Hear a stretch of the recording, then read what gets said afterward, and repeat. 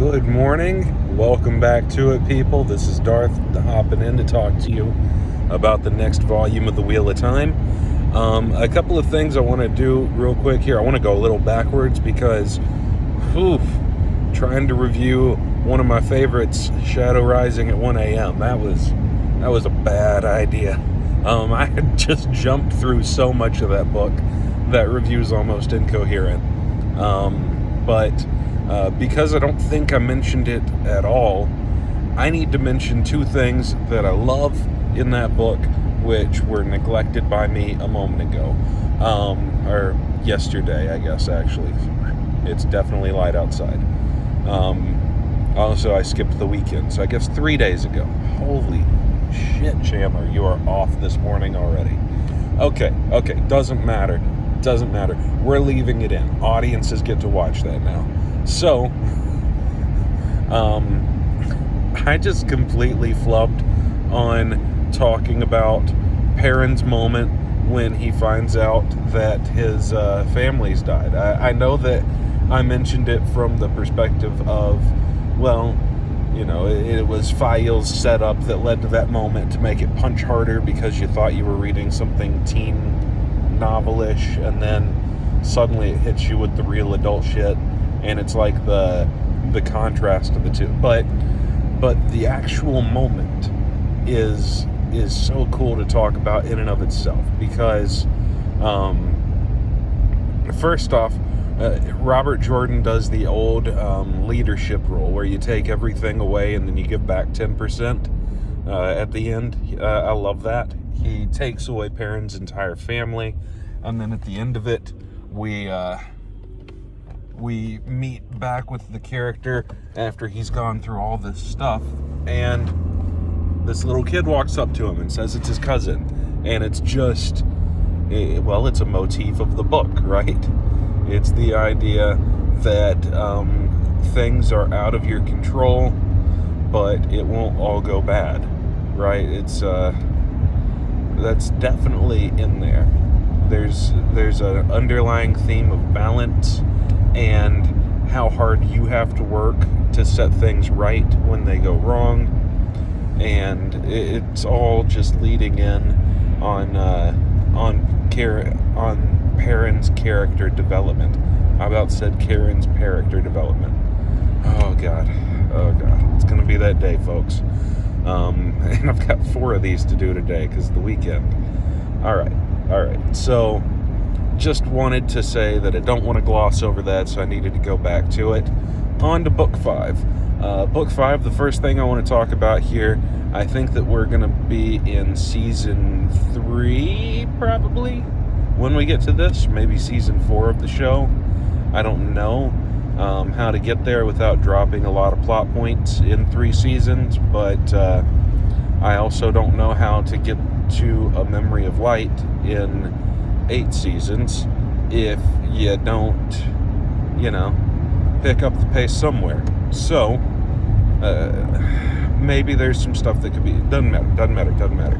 What does matter is that in this episode, in this season, in this book, in the series, however you want to frame it, we're going to get introduced to Val and Luca.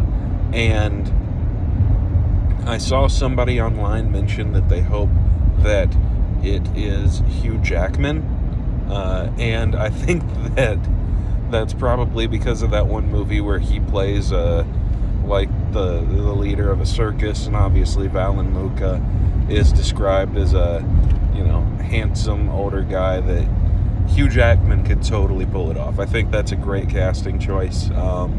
Maybe by then the series is big enough that a couple of more famous actors want to jump in and do something like that. That would be really cool. I think that happened a little bit with Game of Thrones, and I think it didn't get the chance to with a couple of other series that came before it, but TV's been evolving a lot lately.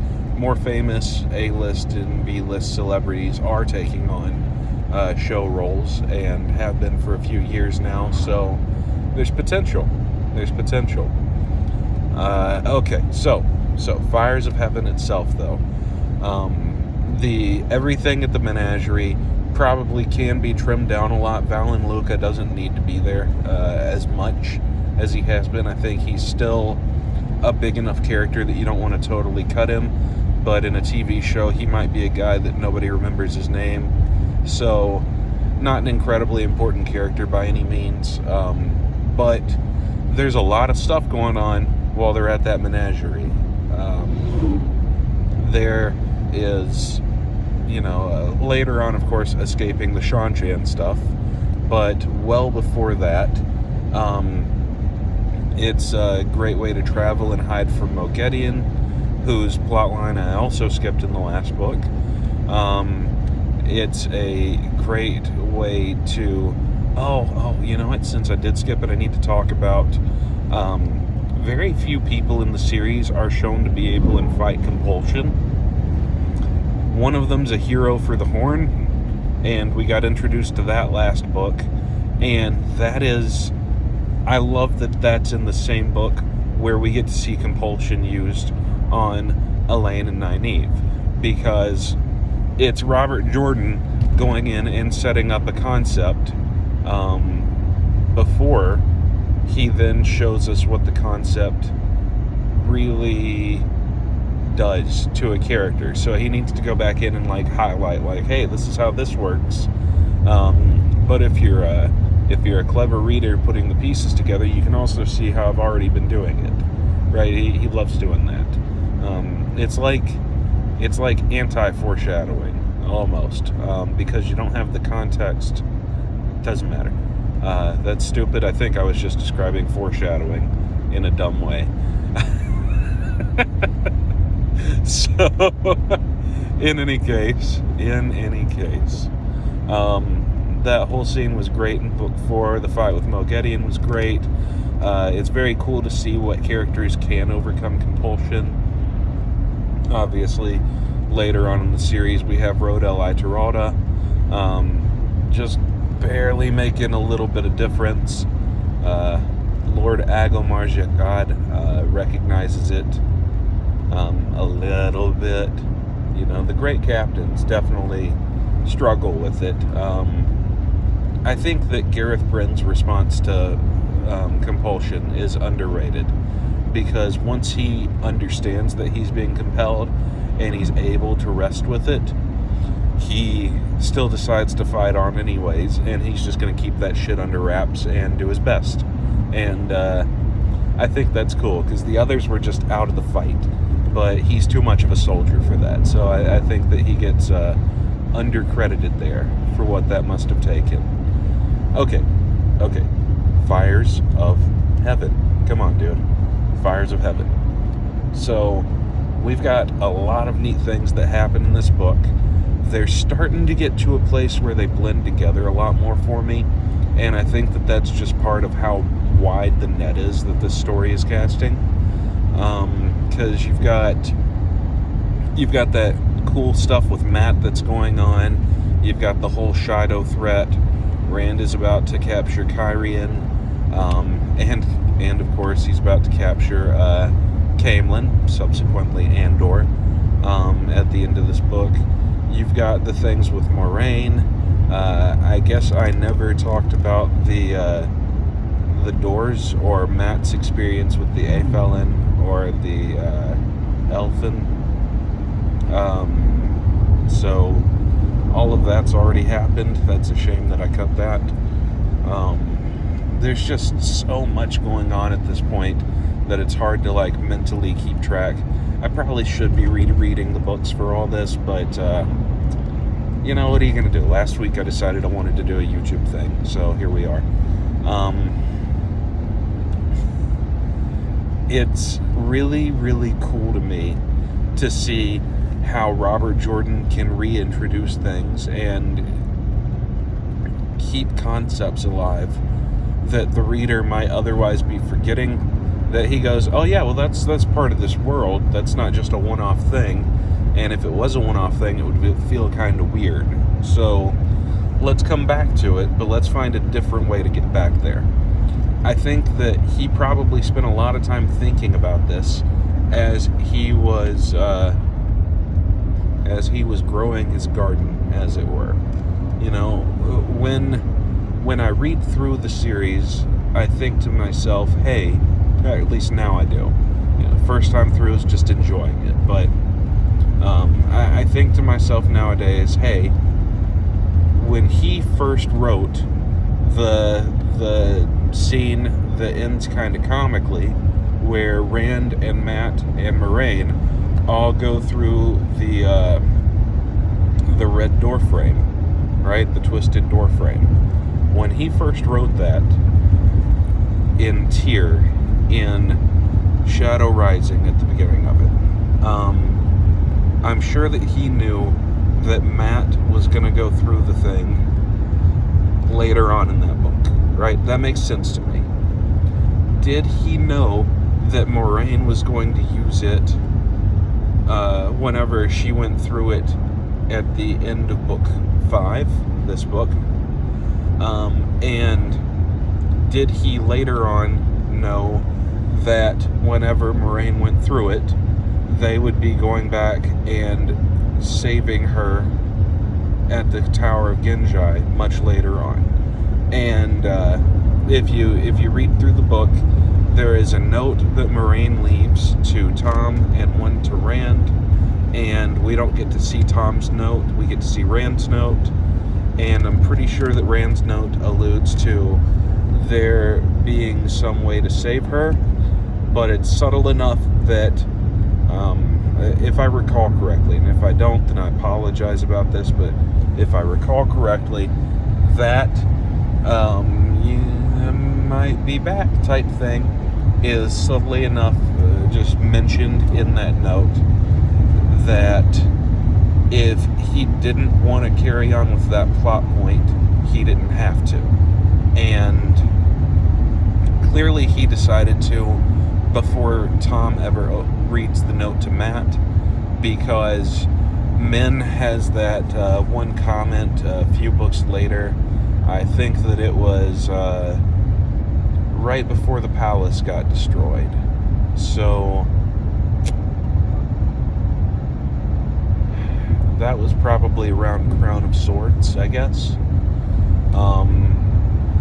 But she has that one mental note to herself that she doesn't have the heart to tell Rand that he's not going to be able and successfully navigate the last battle without the help of a woman who died. She's thinking about Moiraine. It all comes back to this one moment, right? Which is very pivotal in the series. Gandalf type characters always have to leave the group at some point. And Moiraine does a lot in this book. We'll talk about that more in a minute. But I wonder how much of that he knew before he set up the sequence of events that had Moiraine go through the doorway.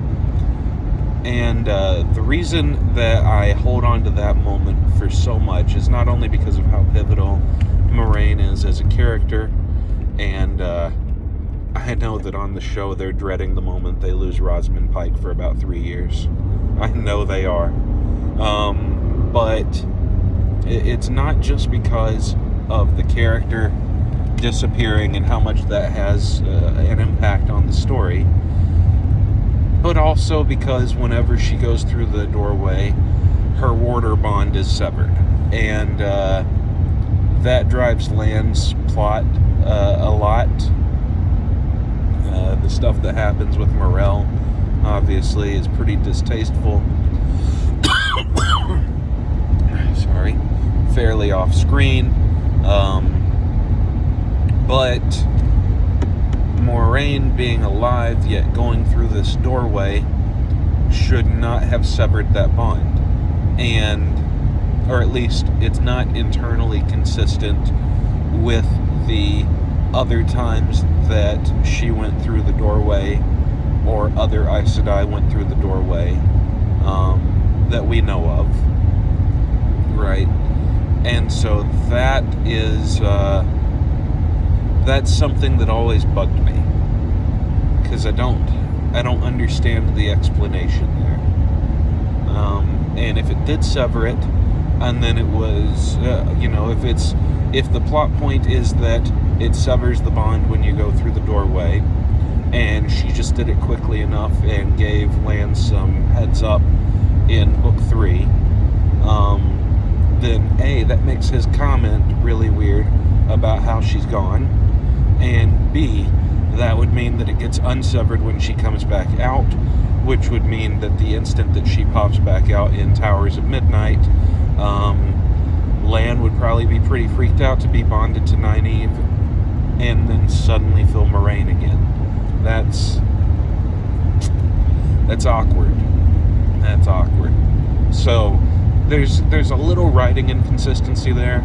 It's just one of those nitpicks that always bug me, but nothing that really harms the overall plot. Okay.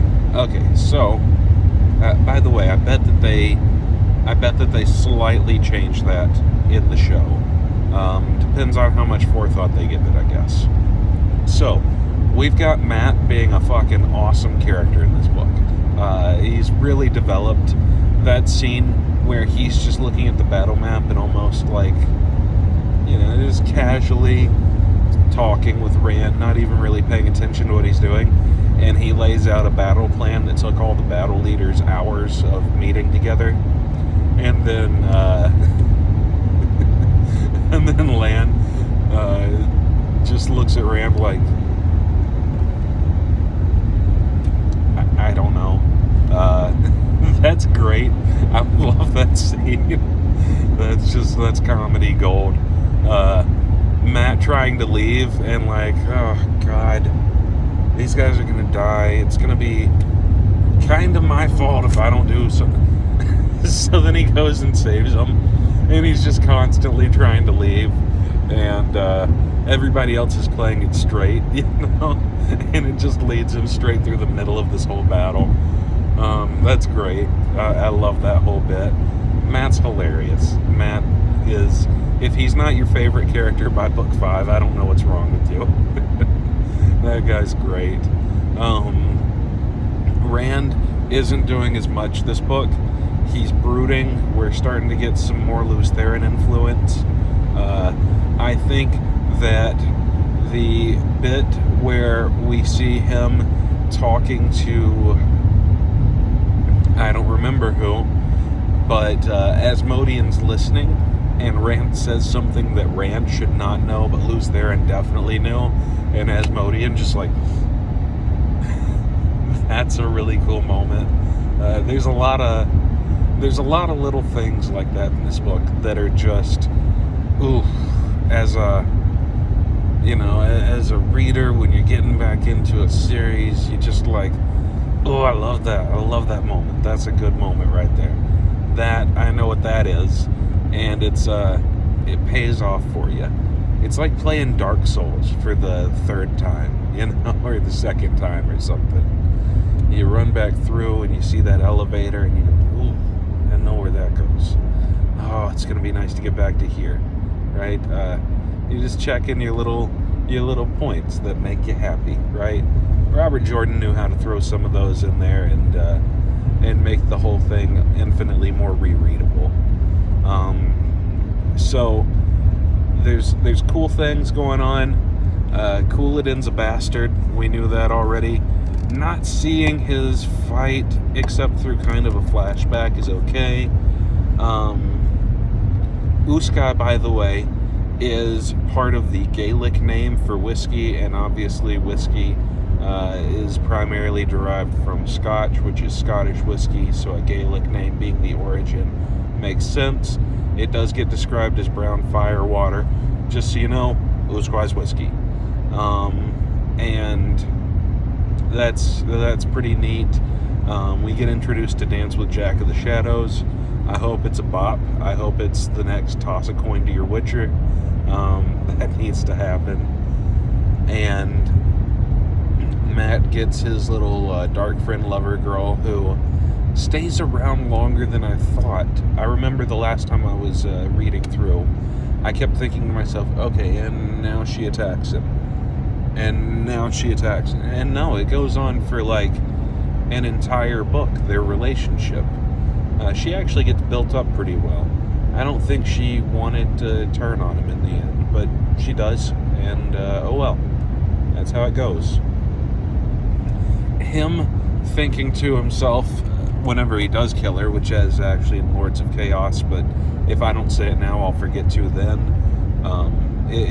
Him thinking to himself that he wished he could pull the dagger back out of the air the instant after it leaves his hands, and like, oh, your heart breaks for the guy. He's got some depth. He's not always just a joke, you know. He's definitely not just comic relief. Okay. Now let's talk about. Also, I think Darkhounds get more properly introduced because we get the whole Darkhound Bellfiring incident, and Moiraine explains to Rand what Bellfire is, and his refusal to give it up as a tool, or even promise that he will, that is a really interesting point.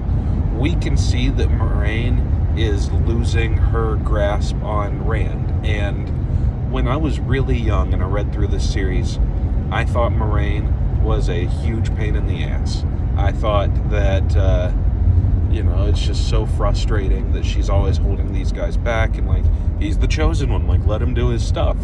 And, oh god, they're the Ta'veren, come on. Now that I'm a little bit older, seeing her guiding hand and seeing how much influence she had on them, and seeing how big this world is and how dreadfully unprepared they were for it, how much skill she used in guiding them through and growing them to a place that they would be okay and be able to get along without her. That's incredible.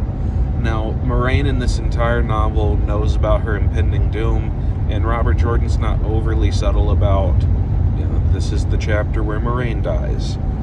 He definitely drops some hints, like Moiraine says something about how she won't always be there like 6 times, and you just know. It might as well be that scene with Wheatley in Portal 2. This is the part where you die. Boop. This is the part where you die. Achievement unlocked. The part where you die. It's on the nose, right? So she recognizes that Rand is slipping away from her because she's a smart character, and she figures out how to get him to work with her, which is by pledging herself to him. It's great that we see that come back later, by the way, other Aes Sedai doing that and not being nearly as effective, because Moiraine's on a different level, folks. They're not dedicated like she is. That's a whole bacon and eggs moment right there. Let me explain. Whenever I sit down and I have a nice breakfast, I like to have bacon and eggs, right? Maybe some orange juice. But the bacon and eggs are the important part. And I like to think to myself sometimes that whenever I'm having my bacon and eggs, I need to recognize that there's a difference between the 2 meals I'm eating. Because you see, the chicken that laid my egg that I'm eating that morning, that chicken is, that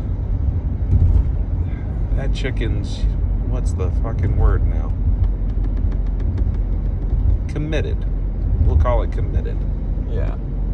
That chicken is committed to its cause. That pig's dedicated. That pig is dedicated. That's a whole different level, right? So, Moiraine is dedicated. Other Aes Sedai might have sworn some oaths. They're committed. And so, Moiraine does exactly what she needs to do to get Rand to listen to her. And it works. I love it. We get this whole notion of Two Rivers people are stubborn and muley and wool-headed. And we get this whole thing, right? And Moiraine goes, oh, okay, well then I'm going to just subvert the whole thing. I'll do whatever you want. You can ignore me completely. I promise all of it. just please take my advice is all I ask. Just listen to me first before you reject it. And if you've ever been in a relationship, you've probably had one of those moments where you were mad at somebody and you had to get away from being mad at them. And I think that Rand was resenting her at this point, kind of like younger me. That was too much of a check on his authority, and he's trying to get shit done. But no. This is her interacting with him the same way that you take care of your teenager, or the same way that you and your spouse get out of being mad at each other for a week, right? It's backing off and resetting the relationship, and it's so effective and it's so good. And oh man, a memory of light, that moment. When we get there, we'll talk about it. We're not talking about it yet. I'm not ready. But the payoff there is amazing for all of this. So Moiraine starts giving him a lot more advice. A lot of it seems to be off screen, but I like that we can tell that he is learning, because I don't know how you write that. That is, as an aspiring author, another thing that amazes me. Robert Jordan is writing character development that is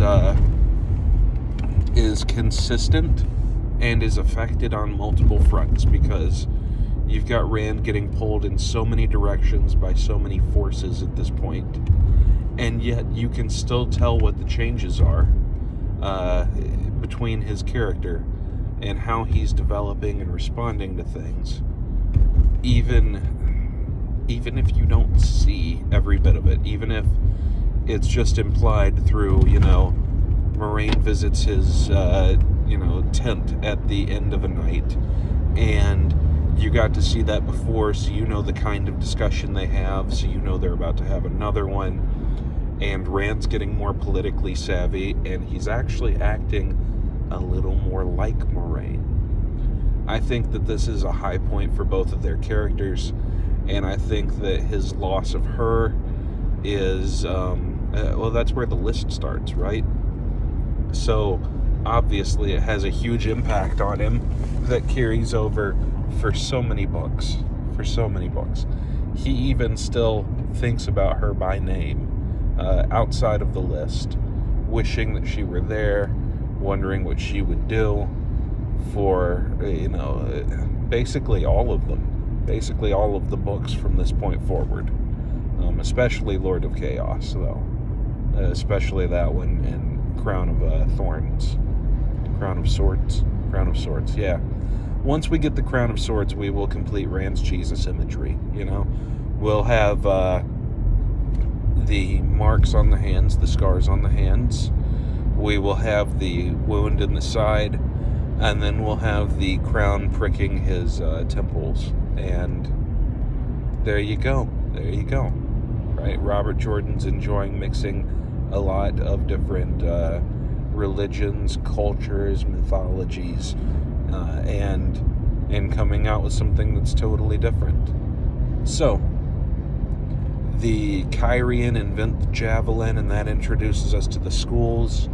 The schools introduce us to the way that technology is moving ahead in this universe at the time, with things like the steam engine for the train, and there's a lot that's happening from this point forward in that universe. A lot of development, a lot of change. We get the introduction to Herod Fell, I think, in the next book as well. This is almost becoming a Lord of Chaos and Fires of Heaven review, but I need to not do that. There's some really neat stuff that happens here. There's also some really slow stuff that happens. I believe that this might be our introduction to Brigitte. Possibly she was showing up in the last one, but here's where she definitely gets pulled out by Moghedien, if I recall correctly. And she's a great character. She's a mom figure, for the Supergirls, and I don't really have a ton to say about her. Nynaeve in this book fails at something, which is cool because most of the time our main characters, whatever they do, they're successful at, and here she just utterly fails. I think that was necessary so that the Forsaken didn't become kind of boring. You can't always win against these powerful, almost, mythical beings from thousands of years ago and set them up as all this amazing stuff that they can do. Admittedly, in and of itself, the amazing stuff has been distorted way out of proportion by myth and legend of them. But even once we recognize that they're regular people and they have the strengths and weaknesses of regular people, they're still supposed to be very experienced, very battle-hardened, and the best of the best. You can't be throwing them against characters that have been doing this for 2 years and have them consistently lose due to their own stupidity. It doesn't make sense. So I'm glad to see that we gave them some threatening features. We have Lanfear beating Rand in this book. We've got Moghedien beating Nynaeve in this one, and a hero of the Horn at the same time. We've got Robin definitely not beating Rand at this point. That dude got balefired so hard. And of course, that brought back Mat and Aviendha, and Rand's developing his relationship a lot more with Aviendha in this one, so that's important. Is this the book where... I think this is the book where Aviendha gets spotted and we have the Rand and Aviendha sex scene. That is delightful. I love her character. She did not know how to handle liking somebody until she met Rand. And I just love all of their interaction through the last book and this one. Poor Rand. He was trying so hard to make this a relationship, and he didn't know what to do. And she just won't let him.